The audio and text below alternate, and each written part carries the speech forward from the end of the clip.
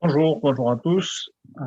Merci de me donner du temps de parole pour présenter donc le projet. Donc juste quelques petits mots sur MEOS. Donc on est une société toulousaine, on est une jeune société toulousaine qu'on considère encore start-up.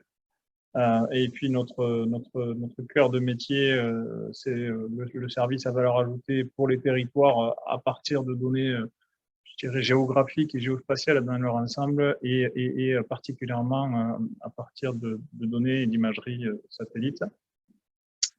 Et donc, je vous présentais un petit peu le projet MEOClimate qu'on a mené sur le territoire du Gers et le SCOT du Gers. Donc, le SCOT, c'est le syndicat mixte du SCOT, c'est ce qui porte le SCOT en lui-même. Donc, le SCOT, c'est un document hein, qui en gros, va donner les orientations d'aménagement sur un bassin de vie pendant les 30 prochaines années. Donc, c'est un territoire, donc le Gers, le SCOT du Gers, qui représente 4/5 du département du Gers, sur lequel on a travaillé 3 thématiques. Donc, le Gers, c'est un département rural, comme vous le savez peut-être. Et donc, l'idée, c'est de développer une plateforme qui est composée de 3 outils, avec dedans les acteurs institutionnels majeurs et nombreux, on va dire, de ce territoire d'expérimentation. Donc, on a eu effectivement beaucoup de partenaires, beaucoup je dirais, de gestion de projet, avec pas mal de besoins de définition et de choses comme ça. Besoin de cadrage, donc il y a eu beaucoup de réunions, beaucoup d'échanges, beaucoup de coordination pour arriver là où nous en sommes aujourd'hui. Slide suivante, s'il te plaît. Voilà, donc aujourd'hui, en termes d'organisation, comme je vous le disais, le syndicat mixte, il porte donc le SCOT, qui est le document réglementaire et qui est en gros un document d'aménagement d'un bassin de vie sur 30 ans. Il regroupe 3 PETR. Alors là, je suis désolé, on est dans les strates administratives. Donc un PETR, c'est un pôle d'équilibre de territoire rural. Et ces PETR, donc, ils portent des PCAET. Alors, qu'est-ce qu'un PCAET? C'est un plan climat, air, énergie territorial. C'est une obligation légale pour les collectivités locales de plus de 20 000 habitants qui doivent mettre en place des actions de lutte contre le réchauffement climatique. Donc, il y a toute une phase de diagnostic. Alors, tout à l'heure, le collègue d'AEGEVT a un petit peu parlé, mais il y a toute une phase de diagnostic, une mise en place d'une stratégie territoriale, un plan d'action, et derrière, il faut mesurer ces actions. Donc, nous, on a eu la chance en 2019, MEOS, de faire une étude sur justement l'apport de l'imagerie satellite pour les PCAET.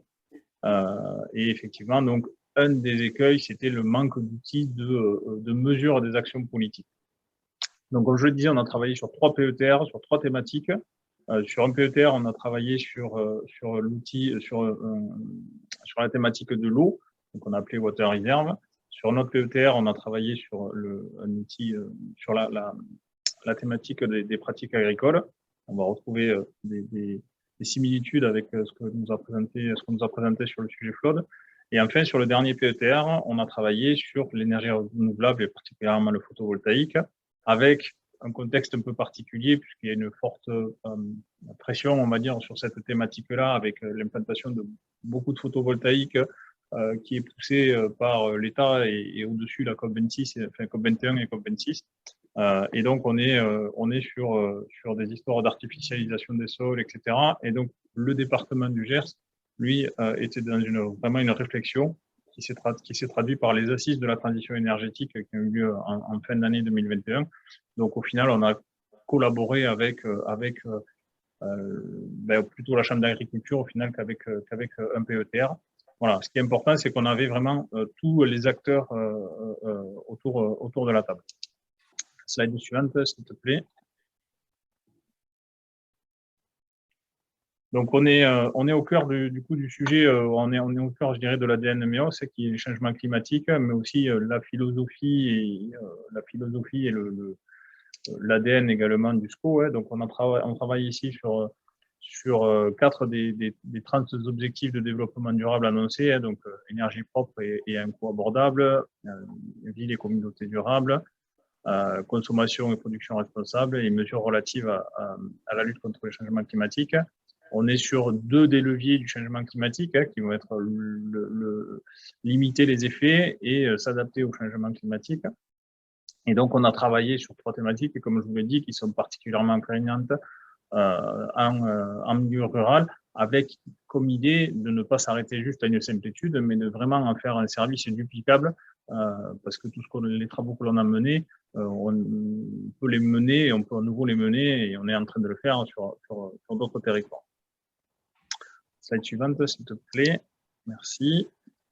Donc, comme je vous disais, les thématiques, si on regarde thématique par thématique, on s'est basé sur un triptyque qui était observé, évalué, anticipé.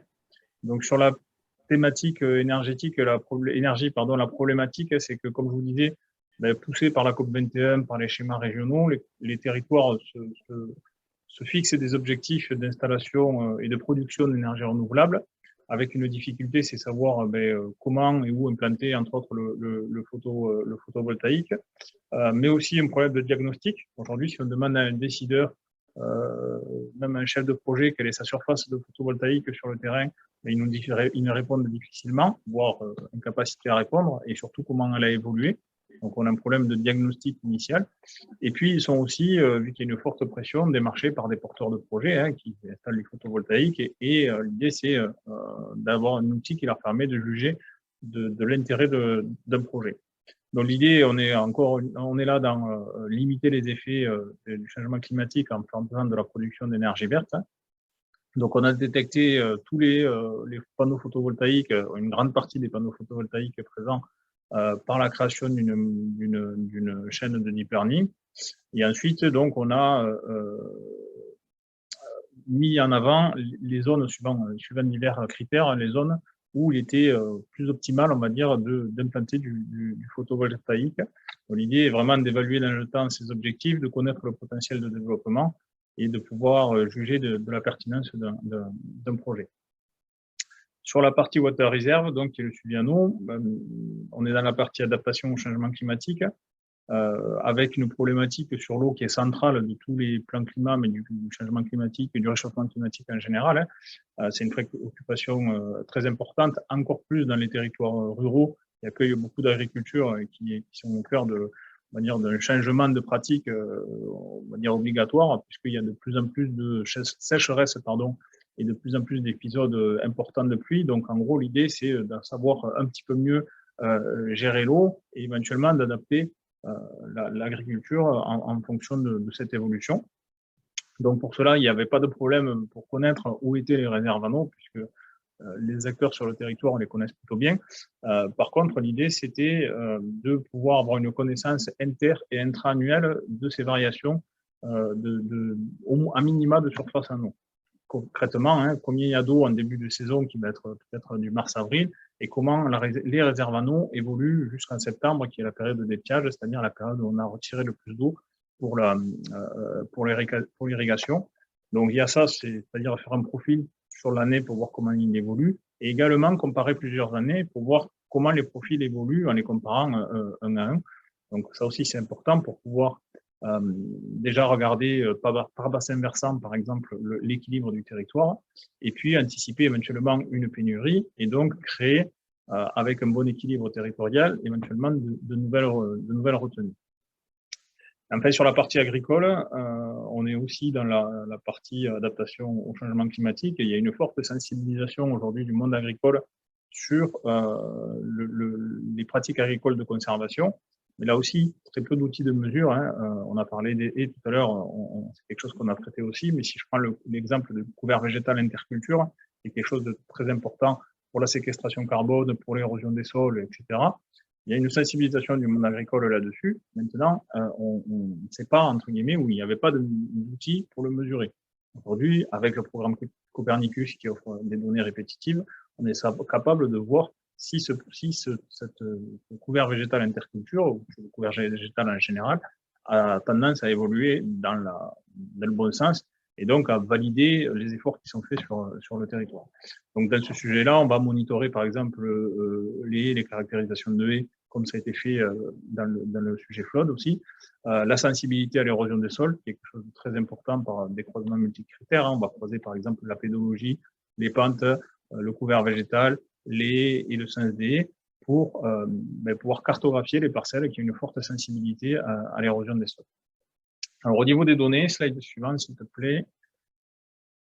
Au niveau des données, on a utilisé beaucoup de données satellites, évidemment, essentiellement. Donc, on a fait le traitement sur l'année 2020, et ensuite, on va faire sur l'année 2022 la comparaison avec le passé. Pour l'instant, on a fait l'année 2020. Donc, au niveau données satellites, on a utilisé les données du programme Copernicus, qui sont essentiellement les données radar et optique, donc Sentinel-1 et Sentinel-2.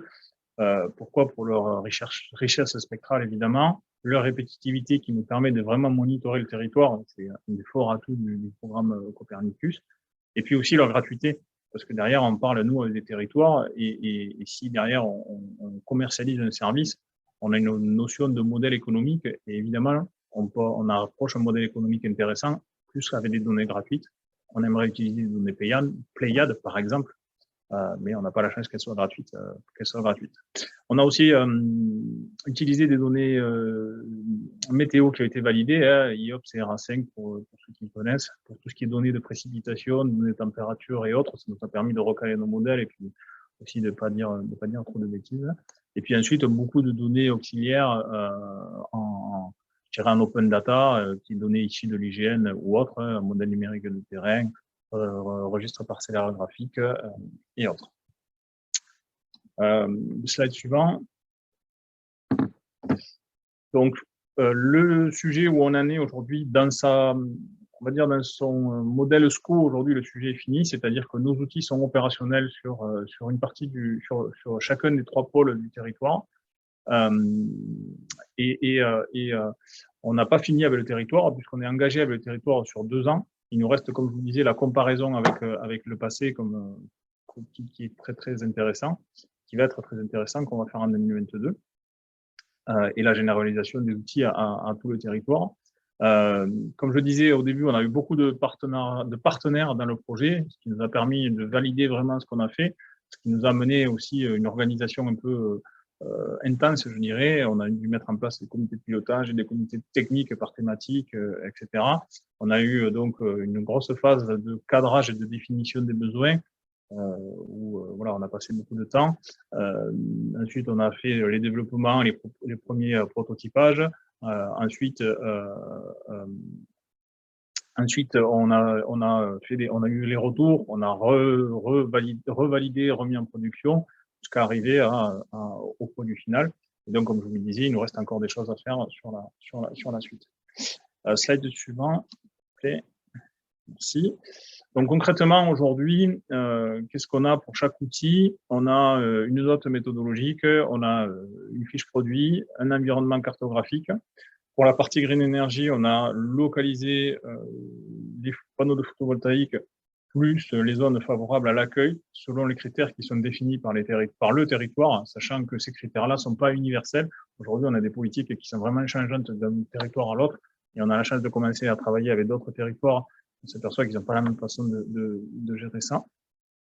Sur la partie pratique agricole, on a donc la caractérisation et les linéaires de haies, le couvert végétal, mais aussi la cartographie donc de tout ce qui est le risque d'érosion, selon le croisement multicritère que j'ai évoqué tout à l'heure. Et puis enfin, on a la partie water reserve, qui est donc le suivi des réserves en eau, selon le temps en eau, mais aussi on s'est aperçu par exemple que certaines réserves en eau ne servaient plus à l'irrigation, d'autres disparaissaient en cours de saison parce qu'elles sont complètement asséchées. Donc voilà, il y a comment on peut réutiliser certaines réserves en eau, est-ce qu'elles peuvent réalimenter le réseau principal, par exemple. On a fait aussi des statistiques par bassin versant, et ça je propose de vous le montrer rapidement. Alors, une dernière slide, et après je vous fais une petite démo, parce qu'il me reste 2-3 minutes. Le bilan pour nous, puisque dans son modèle school, c'est fini, hein, le projet est fini, donc on a atteint les objectifs qui étaient définis au départ.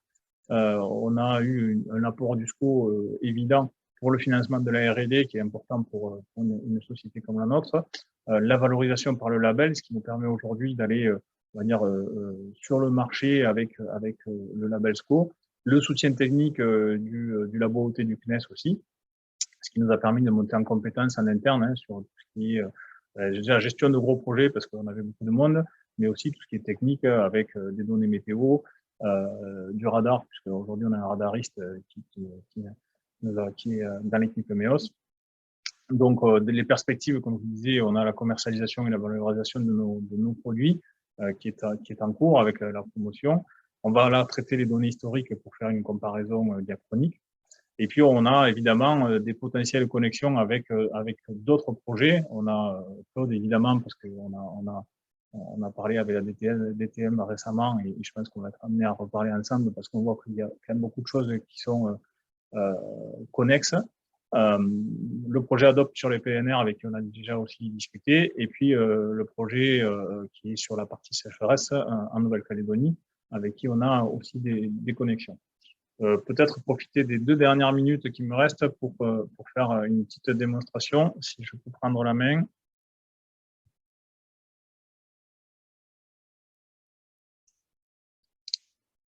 N'hésitez pas à poser vos questions à Thomas dans le chat, si vous en avez. Alors.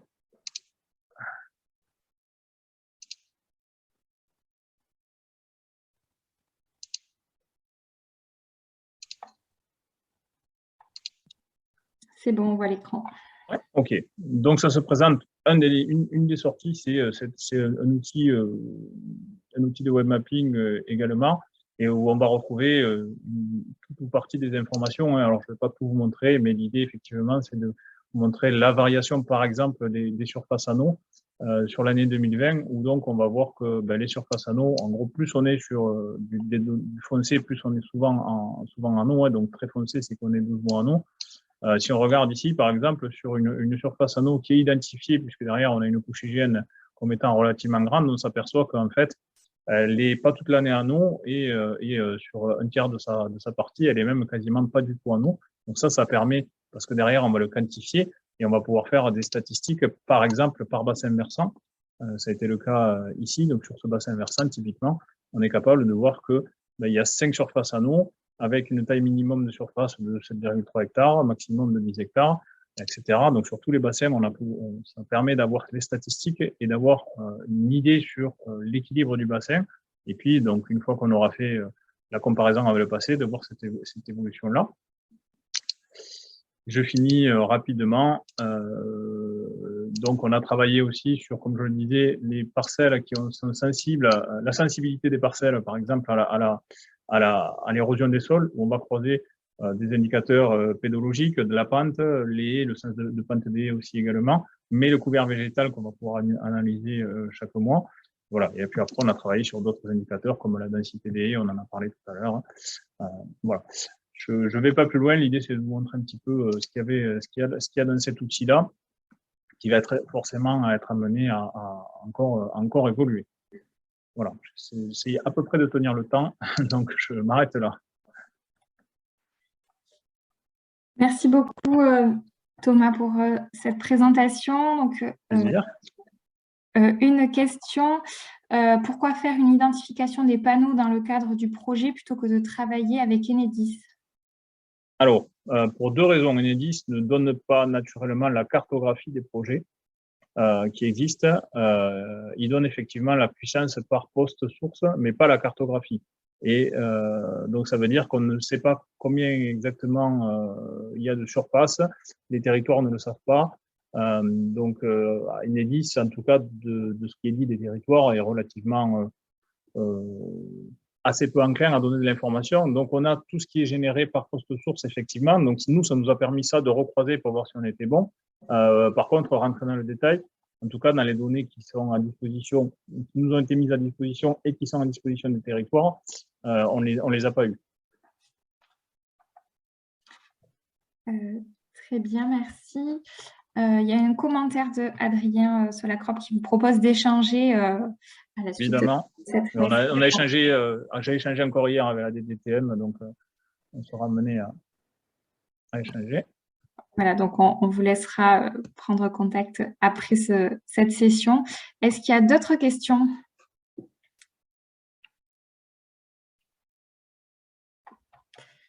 L'adresse de Thomas est disponible sur cette slide si vous avez d'autres questions à lui adresser.